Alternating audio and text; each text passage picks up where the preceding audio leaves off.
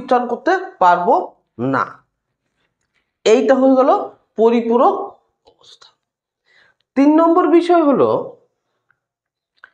ধ্বনিমূল হলো কল্পনা মাত্র, অর্থাৎ আর বাস্তবে আমরা উচ্চারণ করি সহধ্বনিগুলো, অর্থাৎ সহধ্বনিগুলোর উচ্চারণগত মিল, সেই মিল নিয়েই আমরা যে ধ্বনিটি কল্পনা করি সেটাই হলো আমাদের ধ্বনি মূল।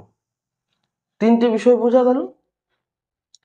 4 নম্বর বিষয়, আমাদের এই সহধ্বনি অর্থের পার্থক্য করতে পারে না, কিন্তু ধ্বনিমূল অর্থের পার্থক্য করতে পারে। যেমন ধরো তাল